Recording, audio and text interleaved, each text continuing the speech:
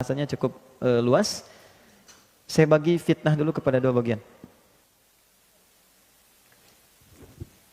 Fitnah, pakai F ya, bukan P. Katanya orang Sunda susah bilang fitnah, padahal itu fitnah ya. Oke. Apa itu fitnah? Fitnah itu dia punya beberapa arti. Satu, bisa berarti sesuatu yang menarik. Menarik. Makanya harta disebut fitnah. Karena benar menarik orang untuk bisa mendapatinya. Anak-anak disebut fitnah. Karena banyak orang mengharapkan punya keturunan, anak, dan seterusnya. Ujian itu fitnah. Tuduhan itu fitnah. Nah, yang dimaksud di sini adalah hal-hal negatif yang terkait dengan aktivitas kehidupan kita. Misal, tuduhan yang kerjakan orang kok yang kena kita.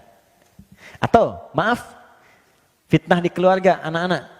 Orang tuanya soleh, anak-anaknya buruk. Fitnah di harta benda, hati-hati. Tidak bisa menggunakan harta sesuai ketentuan Allah. Orang menggunakan untuk sedekah, dia pakai buat nyogok, dia pakai buat korupsi dan sebagainya. Itu fitnah. Ada fitnah yang terjadi selama kita hidup. Dan itu sudah nampak sekarang, banyak.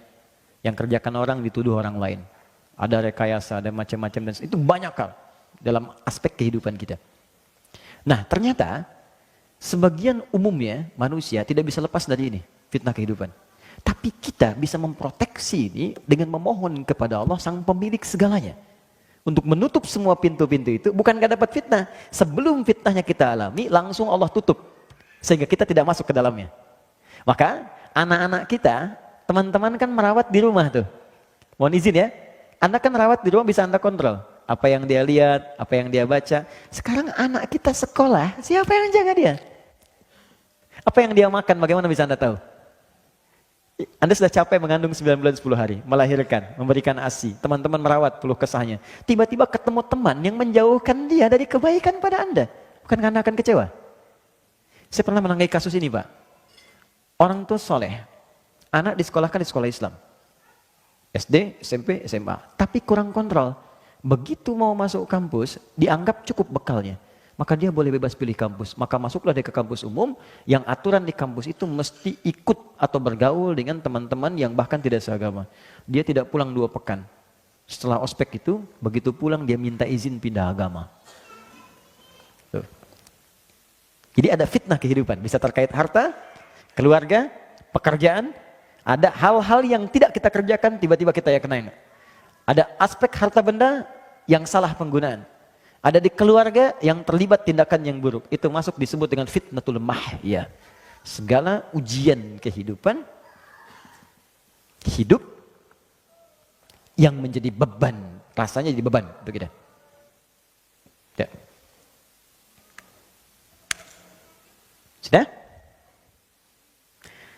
Yang kedua, ada konotasi yang positif. Tapi kalau nggak dikerjakan, jadi negatif. Yang kedua ini artinya, ujian yang diberikan pada orang lain, tapi kita diminta belajar dari hikmah itu. Yang mengalami ujiannya disebut dengan bala namanya. Bala. Cukup sekali ya. Kalau 2 kali jadi bala-bala. Bala. Oke. Atau ibtala. Misal, hujan nih. Banjir kan? Banjir misalnya. Ada tempat tuh. Kalau banjirnya mengenai saya misalnya langsung seketika, nah maka itu bala buat saya. Ibtala, saya diuji. Nah sekarang, bagi Anda yang tidak kedapatan banjir, diminta belajar dari situ. Kenapa di sana banjir? Misal, karena saluran kurang bagus, kan? Karena nggak sampai, ya. Kenapa di Aceh misalnya kena tsunami begini? Oh, karena mungkin ada kejadian-kejadian di pantai begini, air laut gak stabil, berarti mesti siap-siap. Kalau tinggal di pantai lagi misalnya, rumahnya ditarik agak sedikit ke darat dan sebagainya, bikin persiapan. Ujian yang terjadi di tempat lain, tapi kita yang diminta belajar dari situ disebut fitnah untuk kita. Ada orang jalan di tengah jalan, harusnya di pinggir, di jalan. Kena dia oleh mobil. Maka fitnah buat kita, maksudnya jangan sampai kita melakukan hal yang sama di kemudian hari. Karena itu boleh jadi sekarang yang banyak ditampilkan di media, ada pembunuhan, ada penipuan, ada korupsi, ada macam-macam, sebetulnya salah satunya fitnah untuk kita. Maksudnya yang mengalami orang lain tapi kita diminta belajar jangan melakukan hal yang sama. Jelas? Itu konteksnya positif, tapi bisa jadi kemudian negatif kalau dia tidak dikerjakan. Nah, terakhir ada orang meninggal masih difitnah juga. Itu paling gak enak. Sudah meninggal masih dituduh juga, kasusnya masih dibuka juga, kadang-kadang jasadnya dikeluarin lagi, ini lagi, cek lagi, itu lagi. Hidup aja sudah susah, meninggal makin susah lagi. Maka dari itu, diajarkan oleh Allah, kalau kita bacakan bagian ketiga ini, maka semua pintu-pintu itu Allah akan padatkan. Minimal, sekalipun ada, nggak ada beban buat kita. Jadi kalau bukan ditutup oleh Allah, atau dibuka untuk pelajaran, tapi hati kita dilapangkan. Misal, celaan itu kan tuduhan, bagian kecil dari fitnah. Kalau orang sudah dilapangkan hatinya, ya walaupun kerannya dibuka, tapi ke hati itu nggak akan berpengaruh. Ya celah aja, nggak ada masalah. Hatinya itu masih lapang. Ya, saya pernah ilustrasikan begini. Ada seseorang datang pada seorang kakek ngadu masalah. Kakek itu cuma mengambil garam 2 genggam. 1, dia taburkan simpan di gelas seperti ini. Minum katanya. Ambil airnya dari danau. Begitu diminum dia muntahkan. Kenapa? Asin. Sekarang dia lemparkan genggam satunya lagi ke danau, air tawar. Lalu diambillah airnya, sekarang minum. Begitu diminum, segar ya. Kata kakek itu, ini hikmah yang bisa kita ambil. Demikianlah kehidupan kita. Kalau hati kita sekecil gelas ini, maka persoalan kecil pun akan jadi besar dalam hidup. Tapi kalau hati kita bisa lapang, seluas danau ini, yang besar pun akan terasa kecil dan tidak berpengaruh dalam kehidupan. Itulah meluaskan sesuatu disebut dengan insyirah. Yang luas disebut syarah. Maka turunlah surah Al-Insyirah yang menyatu dengan surah Al-Duha itu. Perhatikan kalimatnya. Alam nashrah laka sadra wa wada'na anka wizrak alladhi anqadha dhahrak. Kalau hatinya sudah luas, beban yang datang di dalam tubuh kita pun yang menjadikan berat dari kepala sampai kaki akan dilapangkan oleh Allah. Maka ditutup dengan kalimat indah.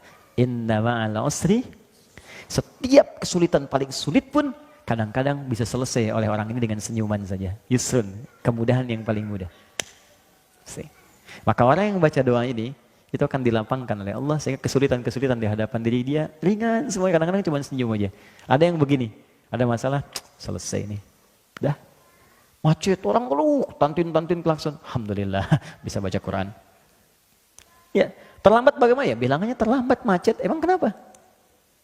Diberhentikan pekerjaannya, cari pekerjaan lain, rezeki sudah diatur. Lapang sekali gitu hatinya tuh. Ya. Kalau begini bagaimana? Kan belum kejadian. Tenang gitu. Nah, cukup ya? Saya kira sementara itu manfaat doanya. Terakhir, fitnah Dajjal. Nanti siapa itu Dajjal? Bagaimana ciri-ciri Dajjal? Seperti apa bentukan Dajjal? Nanti kita bahas di pertemuan berikutnya dengan melengkapi salam dan amalan setelah salam. Ya, tapi tanda-tanda kecil dari Dajjal itu sekarang sudah muncul. Dajjal itu dahsyatnya nanti gini, dia nunjuk ke langit, hujan-hujan. Makanya ada orang menganggap dia Tuhan. Ya, tiba-tiba langsung hilang imannya. Dia bisa menunjuk, memukul kuburan, bangun. Hujannya begitu. Nanti yang dibunuh, yang membunuh dia, nanti Imam Mahdi atas petunjuk Nabi Isa alaihissalam. Ya, nanti turun ke bumi, menyelesaikan itu, tapi sekarang tanda-tanda kecil tuh ada. Ada yang minta bantuan jin tertentu melakukan amalan-amalan Dajjal. Ya. Apa di antara amalannya? Nanti kita lihat di pertemuan berikutnya insyaallah.